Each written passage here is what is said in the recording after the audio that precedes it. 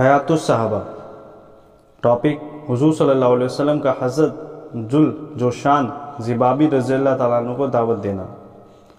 حضرت جلجوشان ذبابی رضی اللہ تعالیٰ عنہ فرماتے ہیں، جب رسول اللہ صلی اللہ علیہ وسلم بدر کی لڑائی میں سے فارغ ہوئے تو میں اپنی کرہا نامی گھوڑی کا بچھیرا لے کر حضور صلی اللہ علیہ وسلم کی خدمت میں حاضر ہوا اور میں نے کہا، اے محمد، میں آپ کے پاس کرہا گھوڑی کا بچھڑا لے کر آیا ہوں تاکہ آپ اسے اپنے استعمال کے لیے لے لیں۔ آپ نے کہا، مجھے اس کی کوئی ضرورت نہیں، ہاں اگر تم چاہو تو میں تمہیں اس کے بدلے میں بدر کی کوچوں میں سے تمہاری پسند کا ایک کوچ دے دوں۔ میں نے کہا، میں اس کو آج اونچے درجے کے گھوڑے کے بدلے میں دینے کو تیار نہیں ہوں۔ آپ نے فرمایا، مجھے اس کی ضرورت نہیں۔ پھر آپ نے فرمایا، اے جلجوشان، تم مسلمان کیوں نہیں ہو جاتے تاکہ شروع میں اسلام لانے والوں میں سے ہو جاؤ؟ میں نے کہا، نہیں۔ آپ نے فرمایا، کیوں؟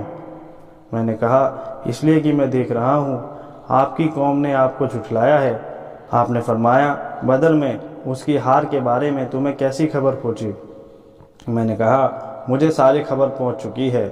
آپ نے فرمایا، ہمیں تو تمہیں اللہ کی سیدھی راہ بتانی ہے۔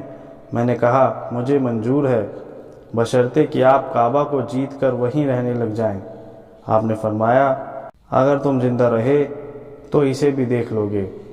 پھر آپ نے ایک آدمی سے فرمایا، او فلانے، اس آدمی کا تھیلا لے لو اور اس میں راستے کے لیے اجوا کھجوریں ڈال دو۔ جب میں واپس ہونے لگا تو آپ نے صحابہ سے فرمایا، یہ آدمی بنی عامر کے سب سے اچھے گھوڑ سواروں میں سے ہے۔ حضرت جلجوشان فرماتے ہیں کہ اللہ کی قسم، میں گور نامی جگہ میں اپنے گھر والوں میں تھا، اتنے میں ایک سوار آیا۔ میں نے اس سے پوچھا، لوگوں کا کیا بنا؟ اس نے بتایا، اللہ کی قسم، محمد کعبہ پر غالب آ چکے ہیں، اس میں ٹھہرے ہوئے ہیں۔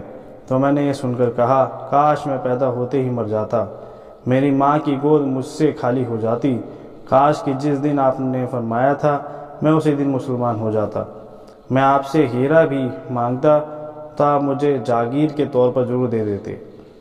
اور ایک روایت میں ہے کہ حضور صلی اللہ علیہ وسلم نے ان سے فرمایا، تمہیں اسلام لانے سے کون سی چیز روک رہی ہے؟ میں نے کہا، میں دیکھ رہا ہوں کہ آپ کی قوم نے آپ کو جھٹلایا ہے اور آپ کو آپ کے شہر مکہ سے نکال دیا ہے، اب آپ سے لڑائی کر رہے ہیں۔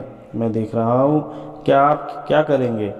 اگر ان پر غالب آ گئے تو میں ان پر ایمان لے کر آ جاؤں گا، اگر ان پر غالب آ گئے تو آپ پر ایمان لے آؤں گا اور آپ کی پیروی کروں گا، اگر آپ پر غالب آ گئے تو آپ کی پیروی نہیں کروں گا۔